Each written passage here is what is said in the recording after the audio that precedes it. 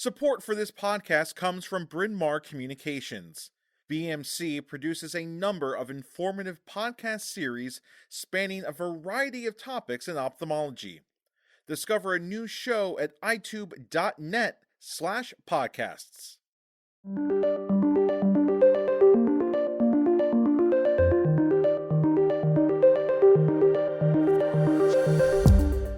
Hello! Well, you made it through another month, and it's time for the next regular episode of the Mod Pod. But what do we have in store for you? Well, we pulled a mix of 3 articles from our July-August issue that we thought would be of interest to everyone. One is from the cover focus on cataract and refractive surgery, another is from the sub-focus on myopia, and the last is our Managing Your Practice column. Let's get started, and you can let us know via email or social media what you thought of our selection. First up, we have Nabila Gomez, an optometrist at Dell Laser Consultants in Austin, Texas, with her pre-surgery checklist for optometrists.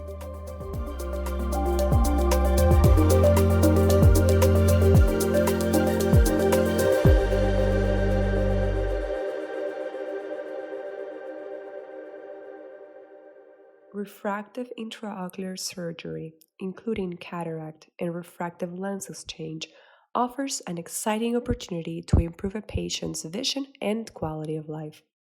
Presbyopia-correcting intraocular lens technology is ever evolving, and IOL selection is based on a thorough patient assessment, including an evaluation of the patient's ocular health.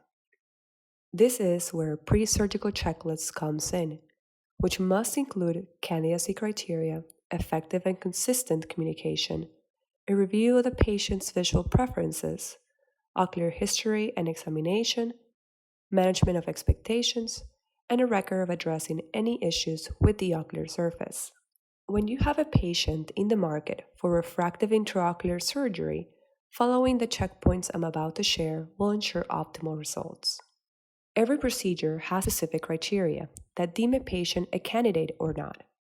Therefore, we must help patients understand their treatment options. Cataract surgery becomes medically necessary when a patient's vision declines and limitations in daily activities are consistent with the severity of their cataract.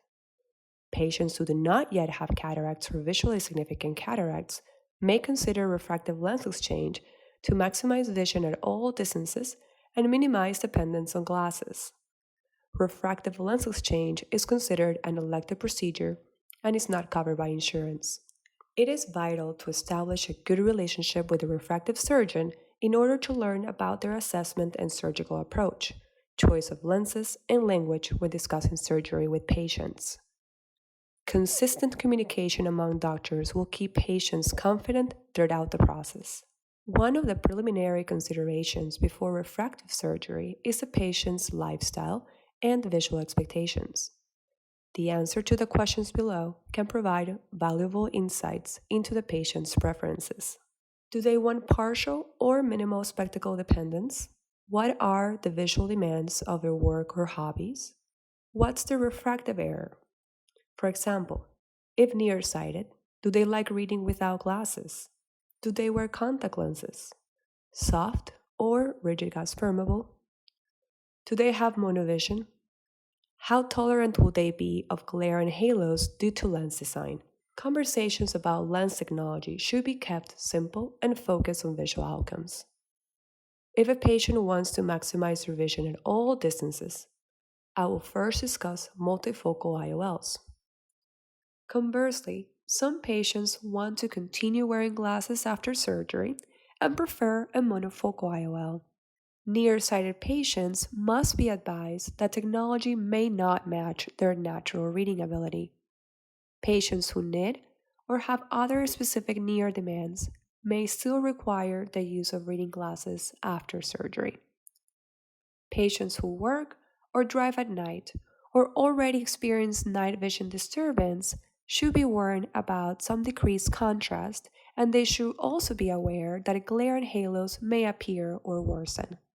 Patients wearing rigid gas permeable lenses before cataract surgery tend to have high visual expectations and should be advised about some mild contrast reduction. As well, they must transition to soft contact lenses a few weeks to months before surgery. This will help improve corneal irregularities and stabilize corneal measurements.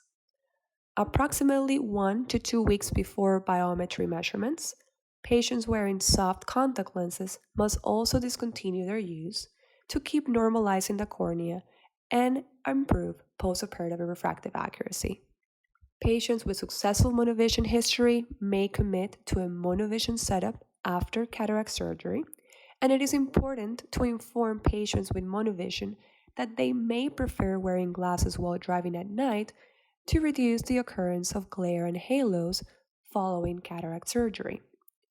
It is also important to consider the patient's personality when determining their ability to neuroadapt and tolerate the small loss of contrast in exchange for a broader range of vision. Some doctors use a questionnaire while others assess personality in the examination room. A careful examination should help set the patient up for postoperative success. Therefore, it is essential that all pre-existing conditions affecting the visual pathway or causing increased risks during and after surgery be identified and addressed. Corneal topography can be performed to assess corneal irregularity, dryness, and astigmatism. Also, be sure to evaluate for systemic medications such as alpha-1 antagonist drugs, which can cause poor dilation and intraoperative floppy iris syndrome. You will also want to rule out developmental anomalies, degenerative conditions, and other retinal, macular, and optic nerve pathology. If any of these conditions are present before surgery, explain their consequences and visual limitations to the patient. Those with mature cataracts require a B-scan to assess their fundus before surgery. High myopes are at increased risk of retinal detachments and require retinal clearance. And many myopic patients are likely to experience floaters postoperatively.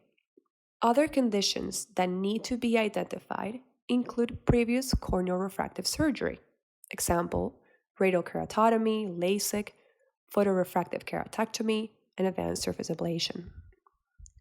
Dry eye disease and pontokeratitis, eyelid abnormalities and disease, pterygium, inducing corneal astigmatism, corneal subepithelial fibrosis, stromal scars, epithelial basement membrane dystrophy, and Salzmann nodular degeneration, corneal ectasia, endothelial abnormalities such as Fuchs dystrophy, elevated IOP, and pseudoexfoliation. As part of the co-management team, we as optometrists aim to diagnose ocular surface disease, educate patients about their pre-existing conditions, and treat these diseases before refractive surgery. Studies have shown that dry eye symptoms tend to increase after uncomplicated cataract surgery for at least 3 months. Optimizing the ocular surface helps to restore corneal health, improve biometry measurements, and minimize visual fluctuations after surgery. My preoperative approach to diagnosing dry eye is to follow 3 simple steps. First, look at the eyelid for anatomic abnormalities such as lid laxity, ectropion, entropion, and lack of thalamus, as well as ocular rosacea, blepharitis, scurf, debris, and demodex.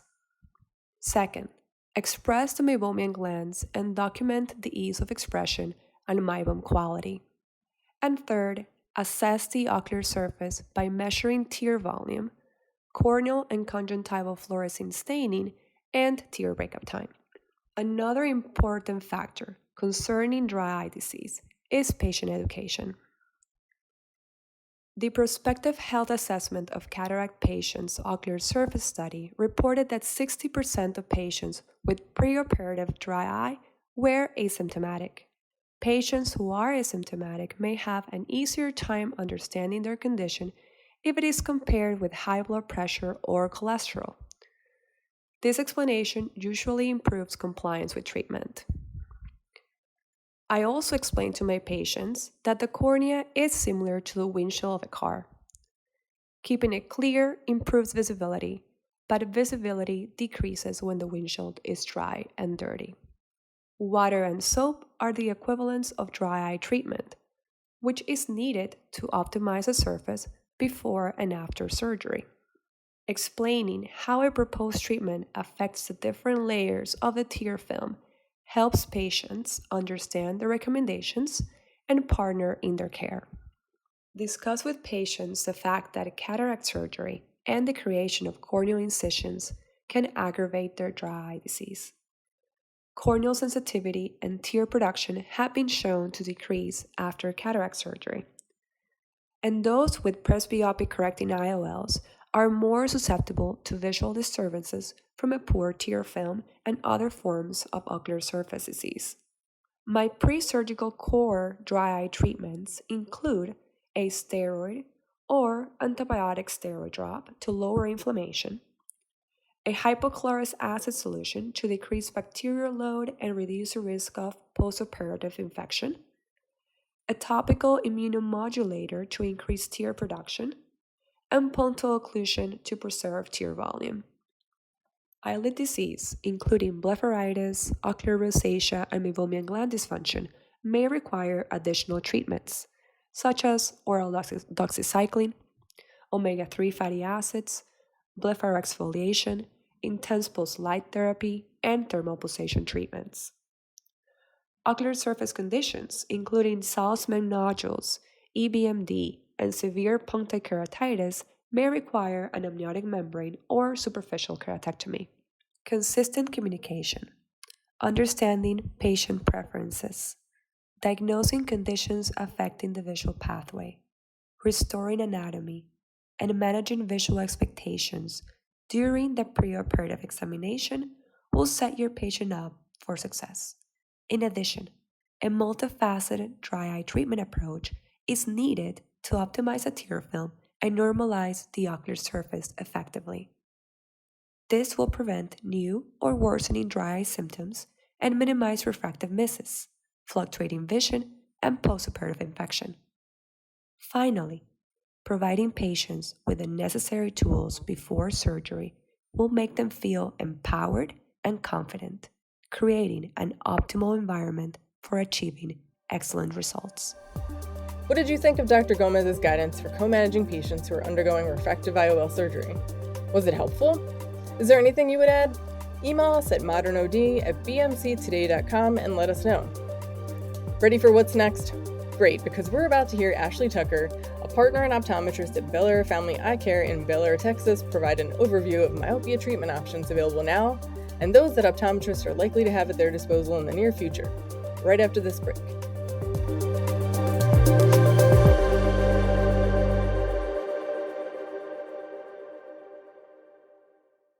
Support for this podcast comes from Bryn Mawr Communications. BMC produces a number of informative podcast series spanning a variety of topics in ophthalmology. Discover a new show at itube.net/podcasts. Now that we're back, let's hear Dr. Tucker talk myopia to us.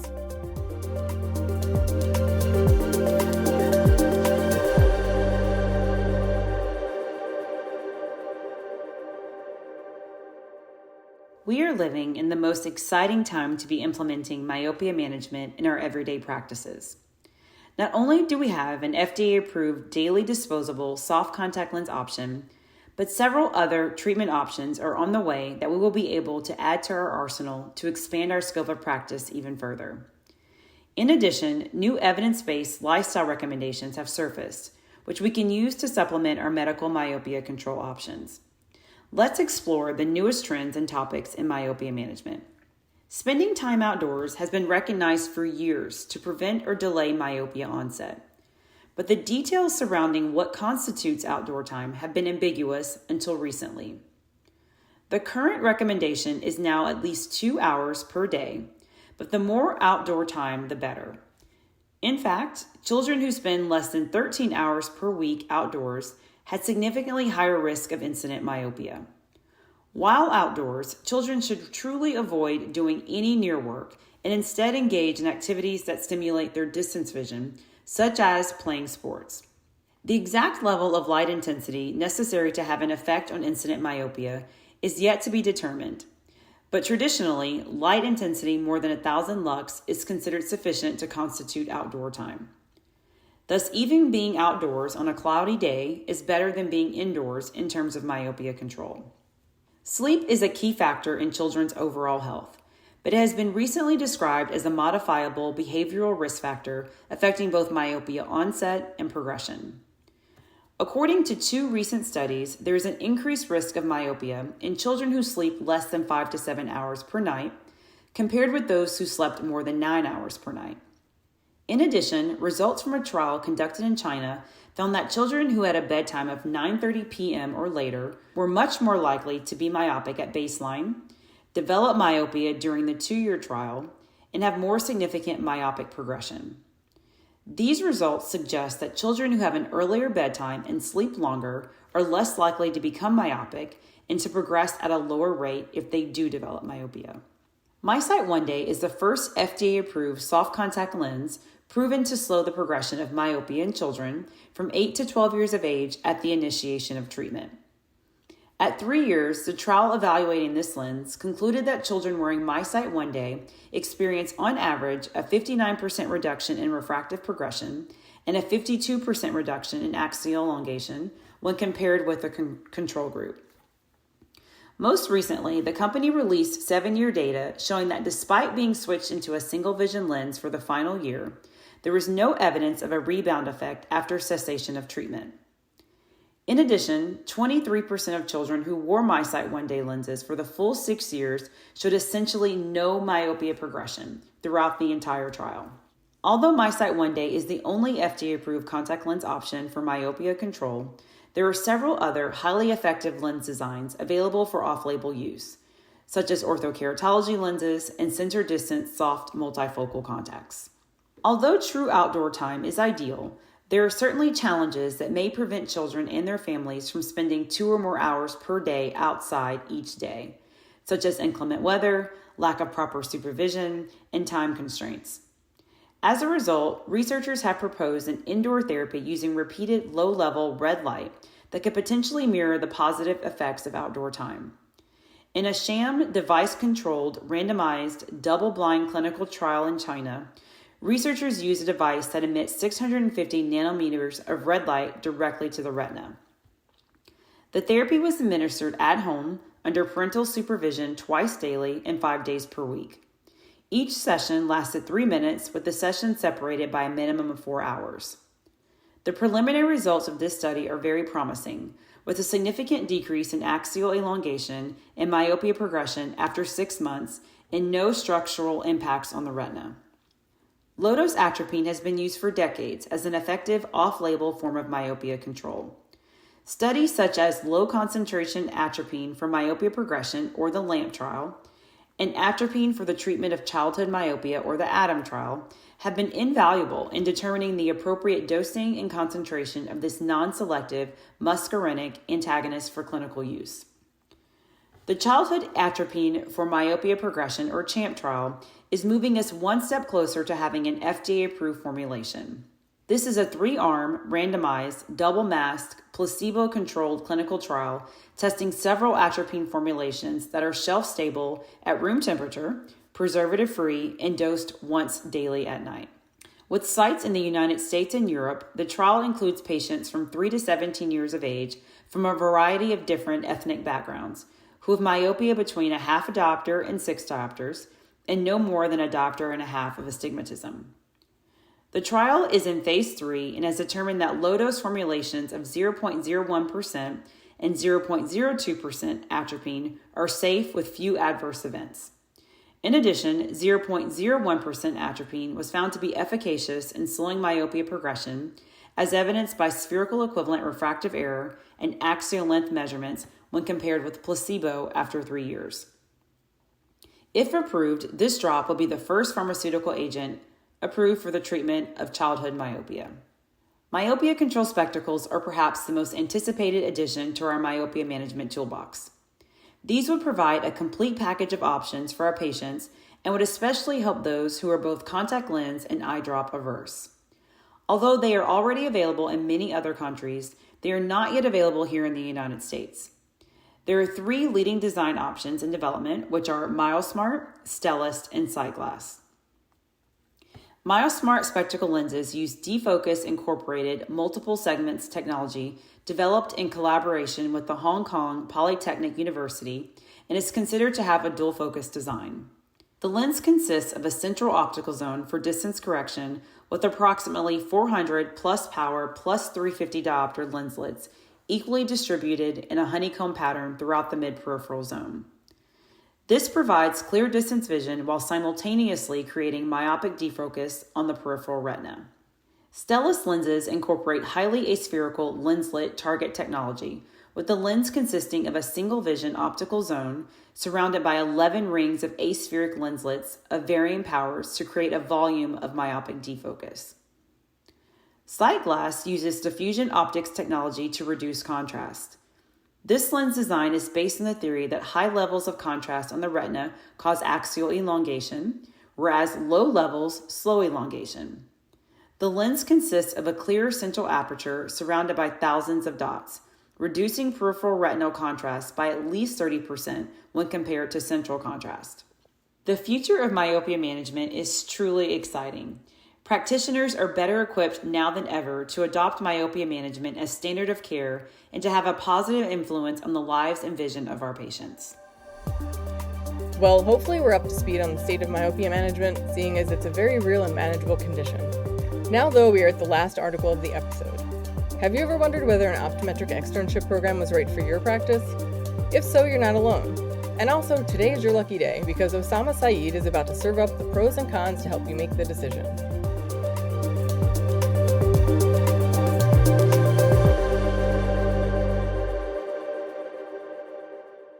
An externship program can be a valuable addition to any optometric office. It provides students with hands-on experience and can help bridge the gap between academic learning and practical application. However, as with any program, it also comes with its own sets of pros and cons, which I'll review. Offering this type of program provides an opportunity for students to bring fresh ideas and perspectives to your office. They may be familiar with the latest technologies and techniques and can give valuable insight into the latest trends in the field. Externs can also provide feedback on your practice, which can be valuable in identifying areas where you can improve. Moreover, externs can bring a new energy and enthusiasm to your practice, which can be infectious and help motivate other members of your team. These factors can all contribute to a more dynamic and innovative practice, ultimately leading to improved patient care and better outcomes. Additionally, externs are typically unpaid or receive a low stipend, thus reducing the cost of staffing while improving efficiency and revenue by providing additional clinical support. Supporting an extern can also identify a potential future employee who's already familiar with your clinic's operation and culture, which cuts down on the cost of the hiring process in the future. That said, there are still costs associated with incorporating an optometric externship program into your office. These may include providing supervision and training, developing a structured program, and potentially dedicating time and resources away from patient care and other administrative duties. There may also be some liability, insurance, or board requirements, which we'll discuss more in the cons section. Although the cost of an externship program may be less than hiring a full-time employee, it's still important to consider and plan for these costs in advance. Offering an optometric externship program at your practice also affords an opportunity to mentor students and guide them in their learning process. As an optometrist, you have a wealth of knowledge and experience that you can share with your externs, helping them to develop their clinical skills and gain a deeper understanding of the field.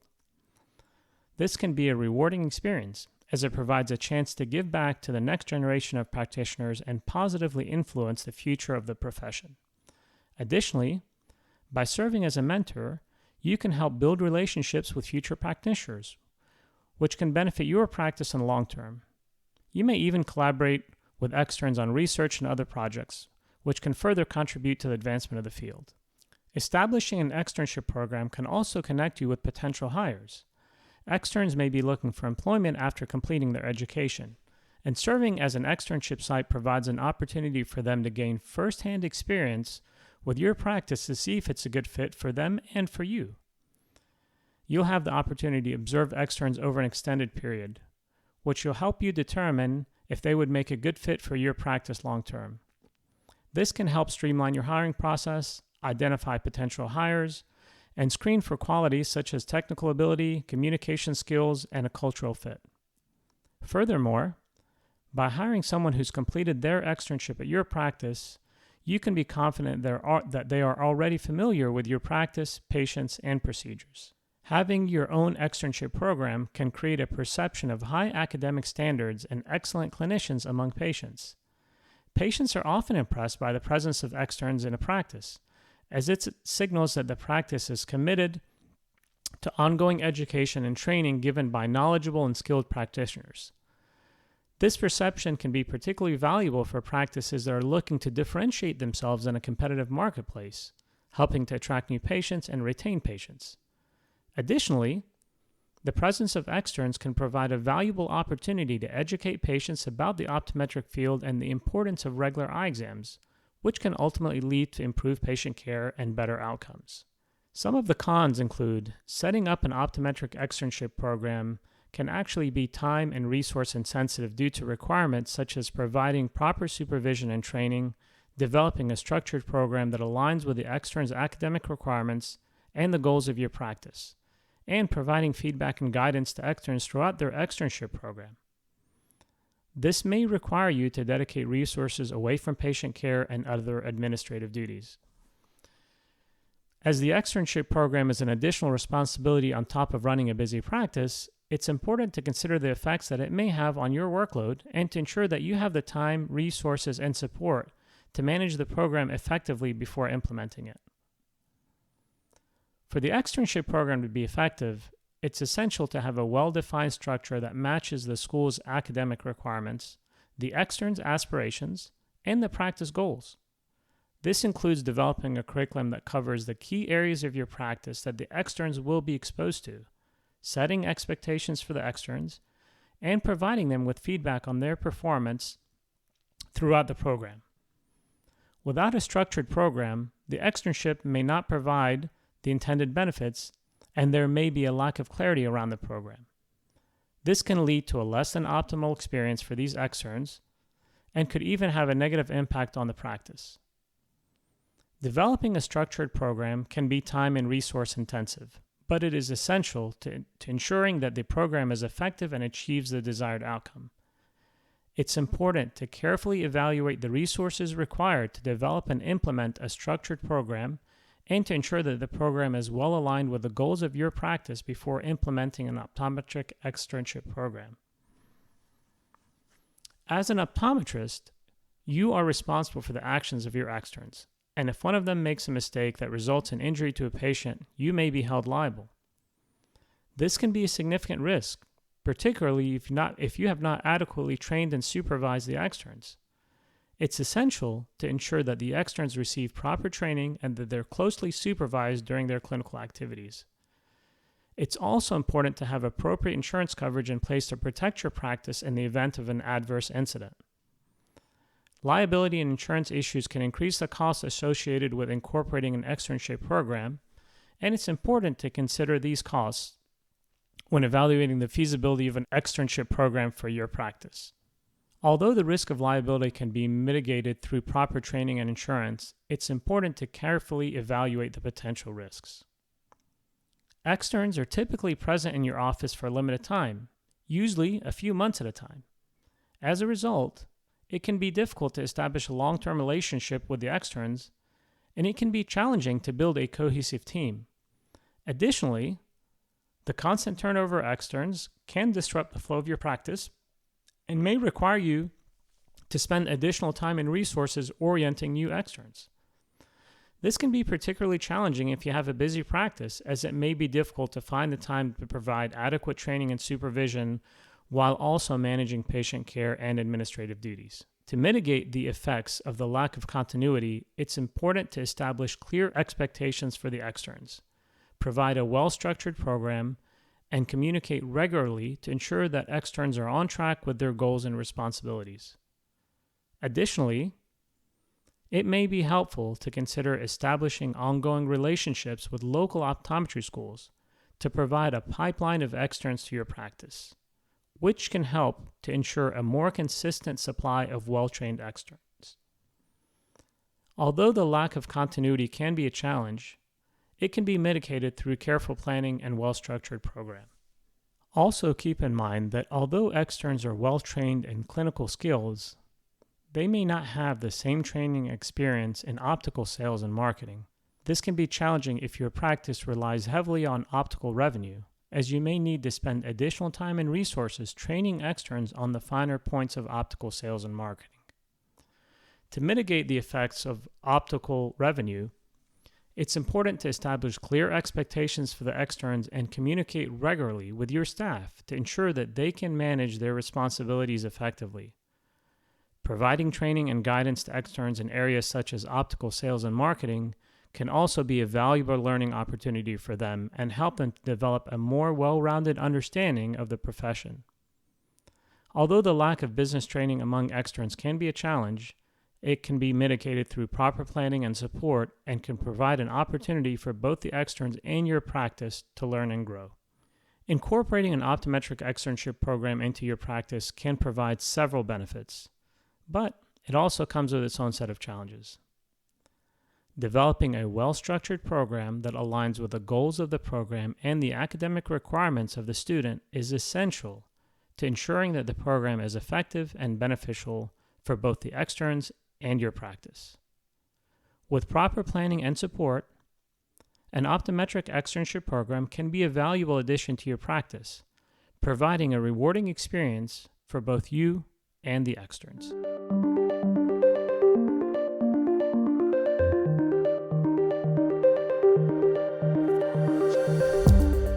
Hopefully you found Dr. Said's article interesting, but also full of answers to your questions about adding an externship program to your practice.